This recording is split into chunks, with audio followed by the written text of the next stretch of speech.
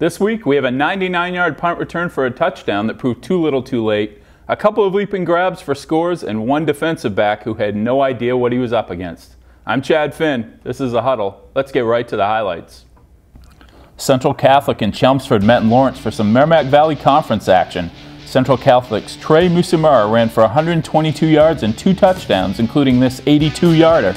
Chelmsford's Zach Hayes returned this punt 99 yards for the touchdown, but it was too little too late as Central Catholic beat Chelmsford 23-21.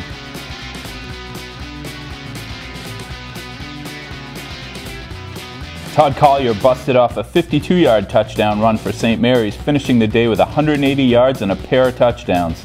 Austin Prep's Chris Mulrenan grabbed this 8-yard lob over 2 St. Mary's defenders for a touchdown. However, St. Mary's went on to beat Austin Prep 22-20.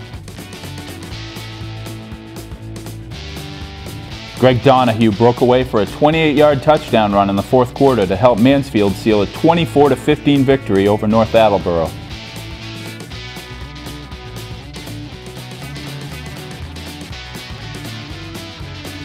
George Cran ran for 4 touchdowns Friday as Concord Carlisle blanked previously undefeated Weston 25-0.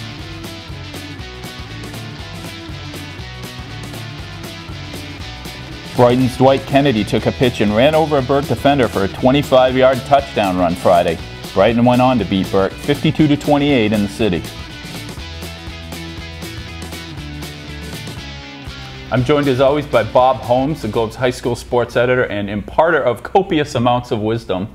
Bob, now that we're past week 8 into week 9, you're supposed to laugh at that, by the way, into week 9, what teams and leagues should we be looking at? It seems like the haves and have-nots should be separated at this point. Yeah, the important thing to concentrate right now is just on the league games. I mean, Brockton plays Catholic Memorial this week, but it's kind of like reality television. It's not really that important. Focus on the games that matter, because that's what's going to decide who's playing after Thanksgiving. North Andover and Wilmington, a couple teams we're focusing on this week in our game of the week. Are they ones we should be watching going forward? Absolutely. One of those teams is going to win the league and be playing after Thanksgiving and hopefully advancing to the Super Bowl. One of the entertaining things about this game is that some have accused, and this is what we call a cupcake, and some have accused North Andover of playing a little bit of a cupcake schedule this year. And yes, they've played Medford, which is I think 0-7. They've beaten Cambridge, which is 1-5.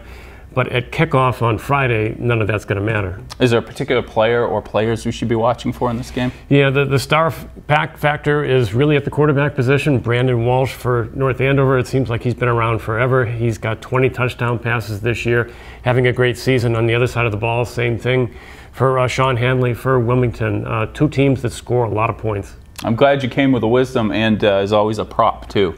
Absolutely. Well, that's it for this week. I'm going to go eat this cupcake when we're done here. For all the latest on Eastern Mass football and more, check out boston.com/schools. He's Bob Holmes. I'm Chad Finn. We'll see you next week.